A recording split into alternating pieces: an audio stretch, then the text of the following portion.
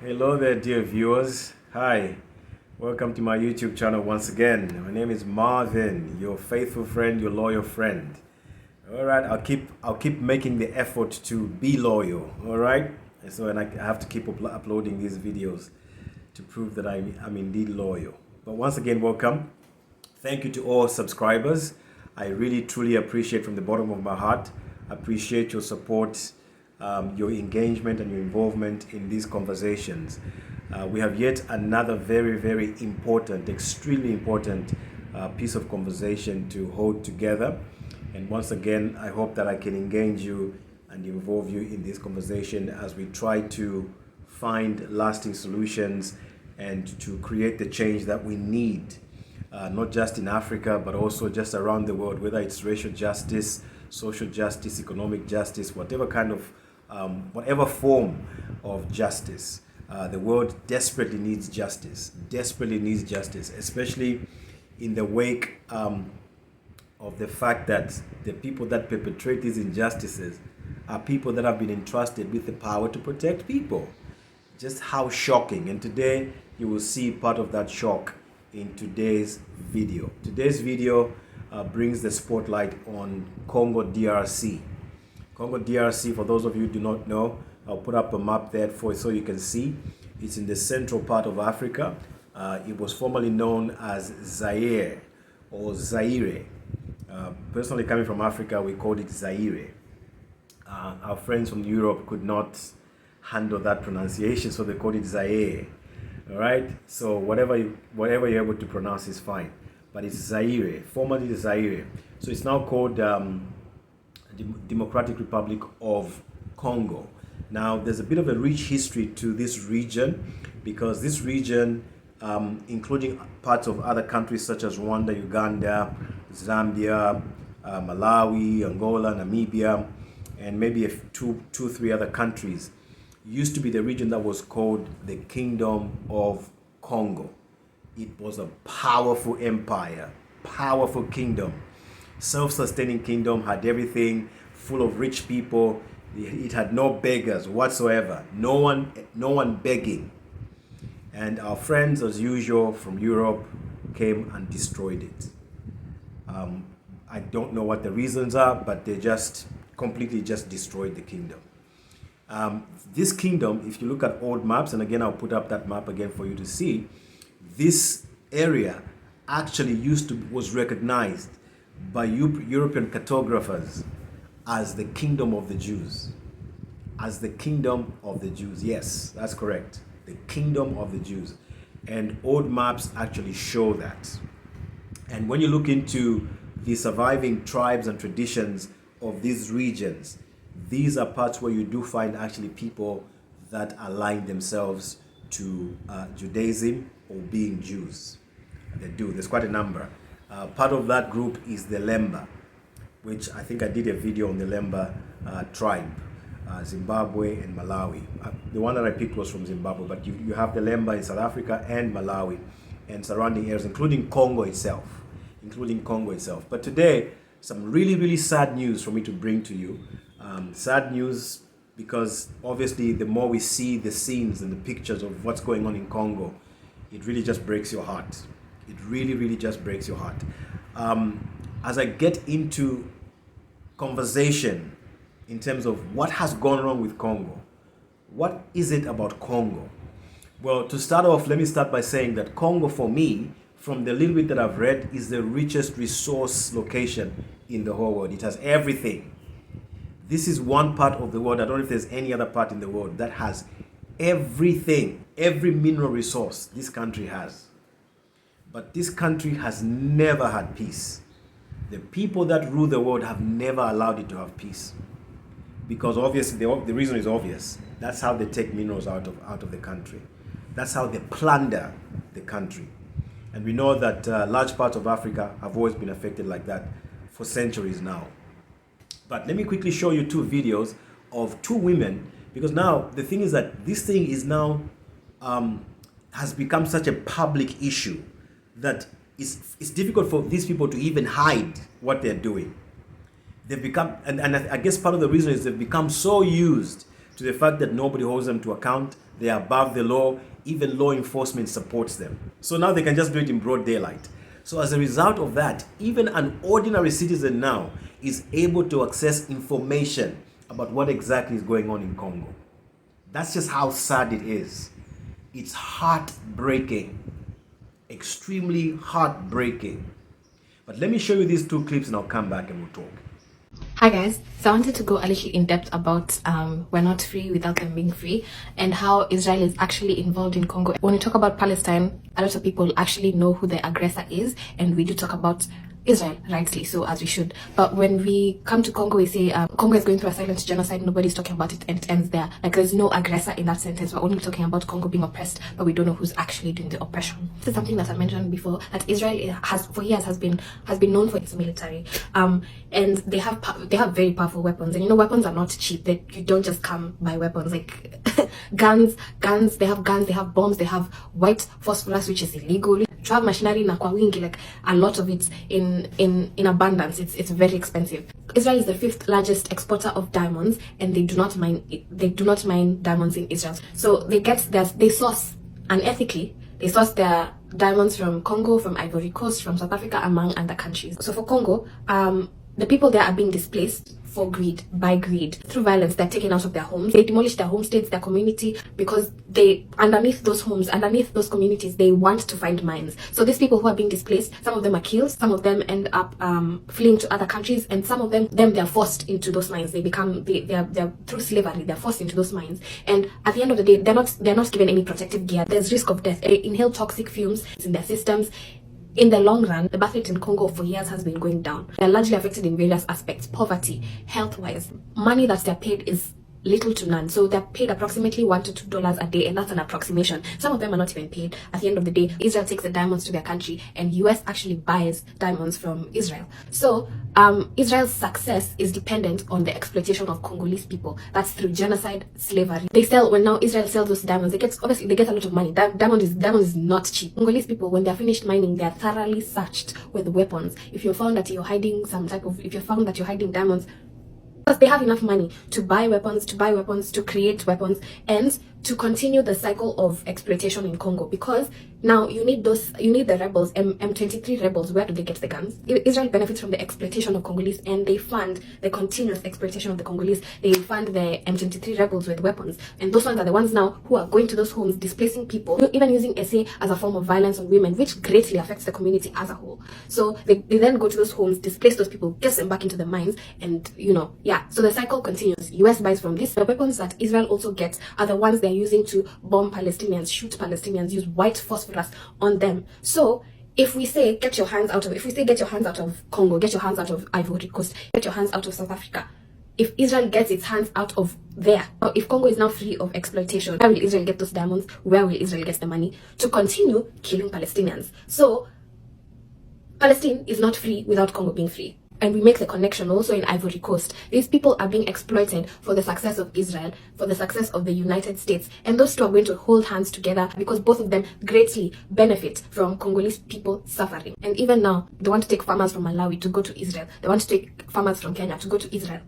We all are not free without them being free. The people who are funding the genocide, they stick together. We share the same oppressors. Congo's oppression is happening at the same time as Palestinians' oppression, and there's an aggressor. There's Israel, there's the United States, and people are holding these people accountable, because all these connections we're making is leading back to them.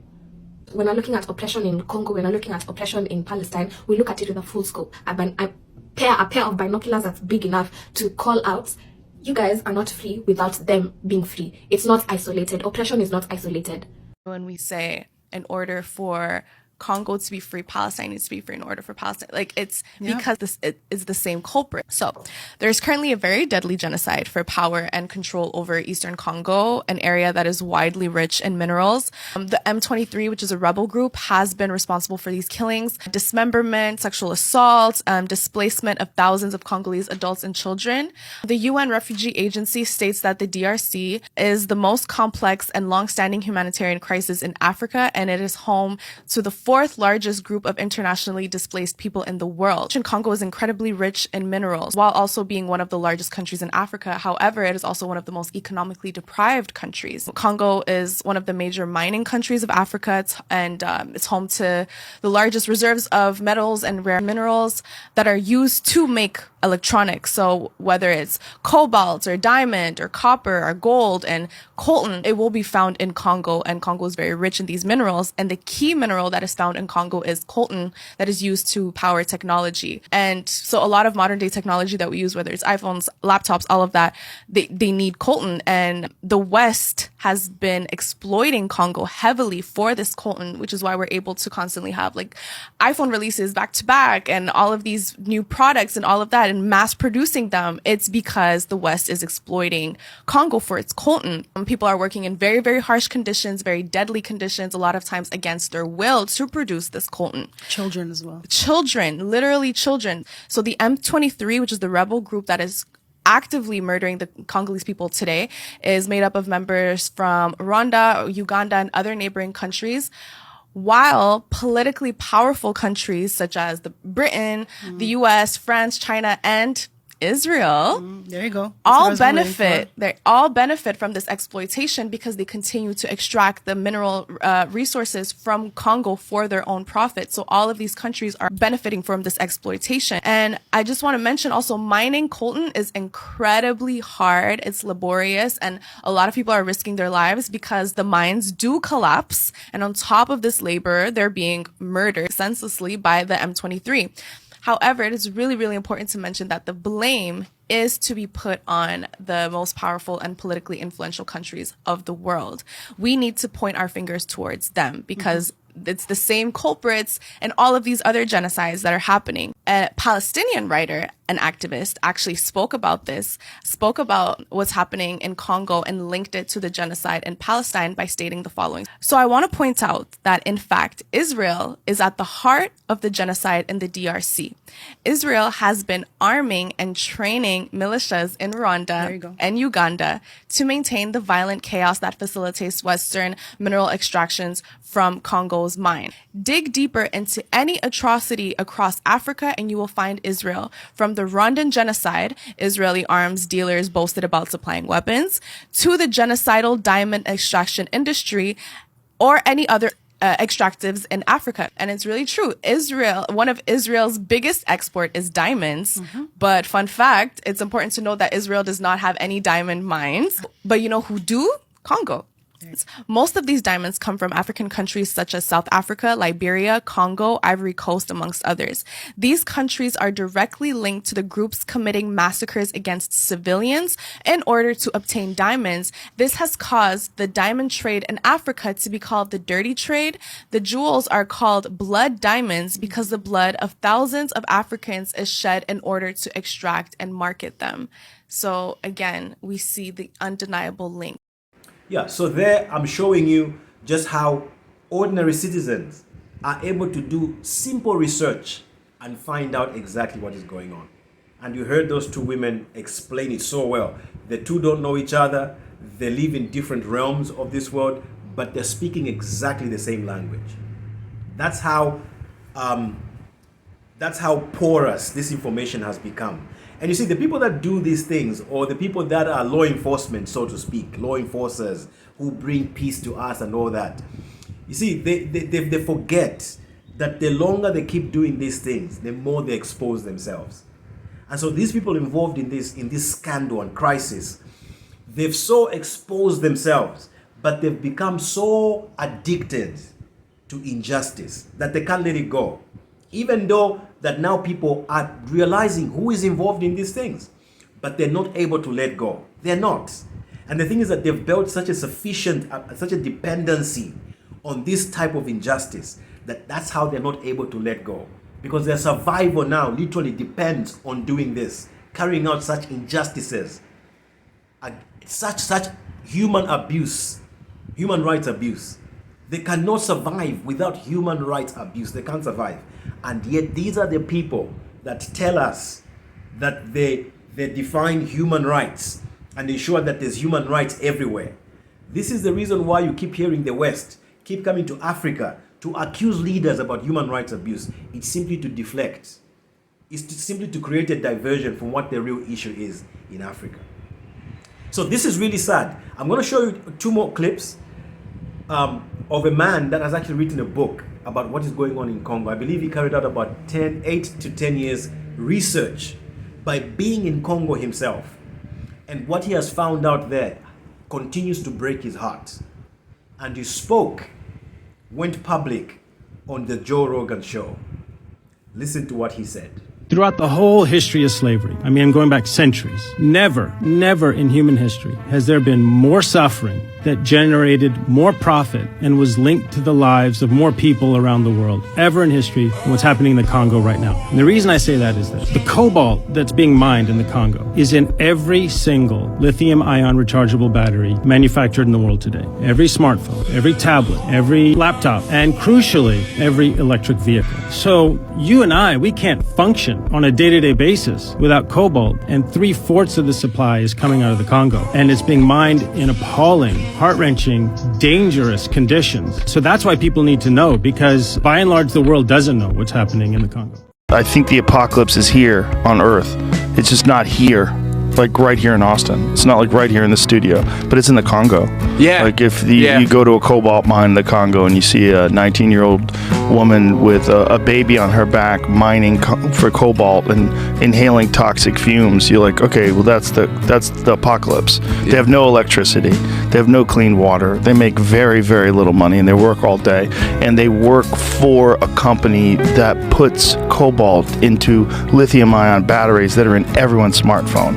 So the height of our technology is directly connected to its essentially slave labor. And that's the apocalypse. I mean, that might as well be the apocalypse. That might as well be Mad Max. It's just as bad. It's just as horrific. So there again, I really want us to, in our conversations, I really want us to get to a place where we share ideas on what needs to be done. I know that there's some organizations, I don't know if they're organizations, that are actually encouraging people to stop buying the Apple phone. Just quit buying the Apple phone. And I think that there's another organization that's encouraging young people to stop vaping, because the materials come from this place. Most of it, at least, from what I know. So there's a lot more action that needs to be taken. A lot more action. Guys, we cannot continue to see these to see images of a young mother, 18-year-old young mother, carrying a baby in her arms, mining with the baby in her arms, because it's the only way she can survive. In this day and age, now, I think from the first 2 clips that I showed you, you heard those women allege that Israel is involved. I'm at a place where I don't even know what to say about Israel anymore. I just don't. And you know what? Listen to this. Even if they are not involved, even if these allegations are not true, they're just being accused as usual. Like maybe people just hate Israel. Even if that's not the case, guys, think about this. This is a holy nation called by God. Why are they not concerned about things like this? Why? Why are they not just stepping in there to say we're going to bring peace in this land and make sure that the people thrive on their own land? Why? But anyway,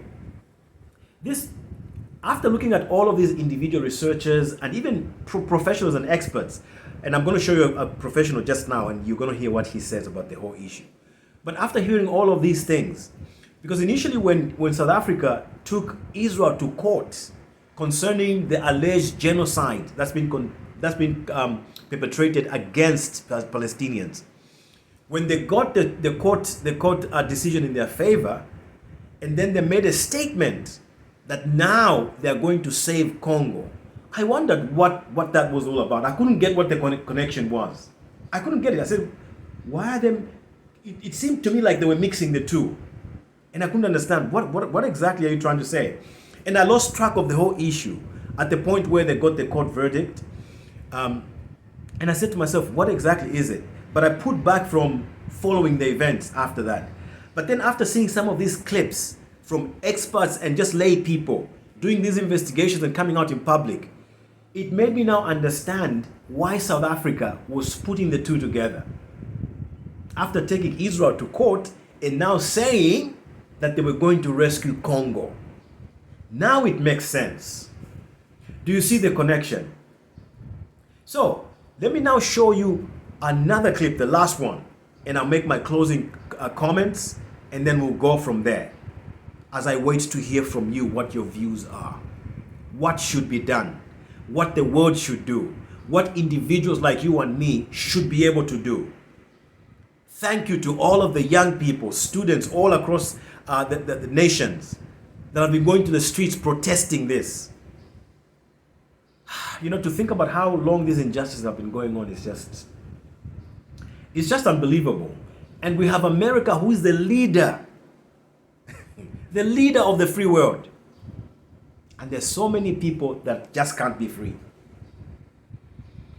Oh dear. So watch this last clip and I'll come back and make my closing argument. We heard from the Minister of DRC. What's wrong with your country? Well, we don't even start by saying the King of Belgium created a slave colony for 30 years. The government of Belgium ran the slave colony for another 40 years. The CIA assassinated your first popular leader, Mr. Lumumba, and then installed another dictatorship for the next 30 years. And then Glencore and others now suck out your cobalt without giving you tax income. We don't reflect on that. We say, what's wrong with you? Why don't you govern properly? And so we have a system, but we need a different system. We cannot turn this over to the private sector. We already did about 100 years ago with the U.S. military behind it. So there again, that's a professional, Jeffrey Sachs, reminding the people in the West, who is actually politics when they go out and say, why is it that you can't govern yourself, Congo? What's the problem? Whether they're saying it to Rwanda or Zambia or whoever, they're just playing politics. They know that they're the ones that are causing problems. They come out in front of cameras and say those things like, why is it that you can't govern yourself? What help do you need from us? They're simply trying to mask the fact that they're the ones who are fueling the problems and the crisis. It's extremely unfortunate. I mean, this level of an evil nature is unbelievable. Is unbelievable. You've heard it for yourself. How Israel has been arming the rebel groups to continue finding the crisis in Congo. There's another video, if you look on YouTube or even just on Google, if you just Google, there's quite a number of documentaries that have actually explained how Israel was involved in the apartheid regime to make black people suffer, how they armed the white people in South Africa. They have their hands on everything. Everything. And now you can understand why there's this love relationship with America where they just can't let go of each other. Now you can understand it. This is just unacceptable. I really, really want to hear from you. Suggestions. What should us as individuals do? This is our fight. The first clip I showed you, the woman said, if Congo can't be free, no one else is free. And that's true. Because she's simply saying what Martin Luther King said in a different language. Martin Luther King said, and I'll remind you, injustice anywhere is injustice everywhere.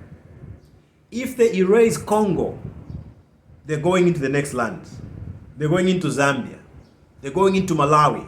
They're going into Uganda.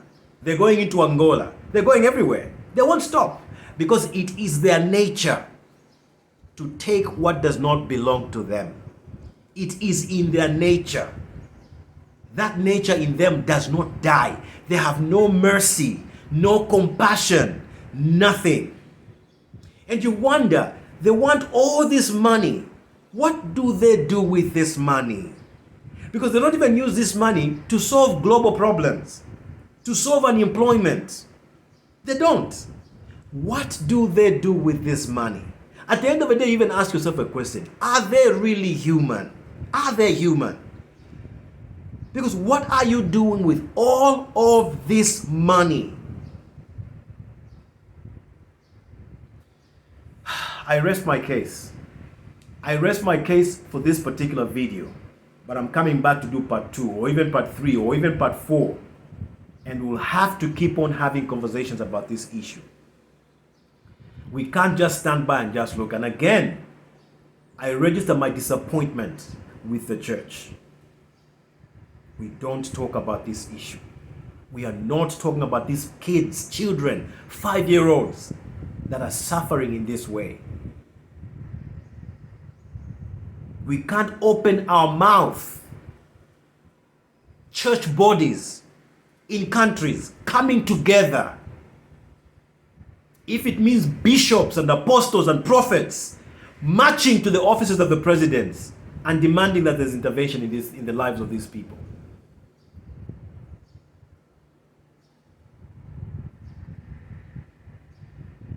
I don't know. Thank you so much for your time. I'll see you on the next one. Thank you.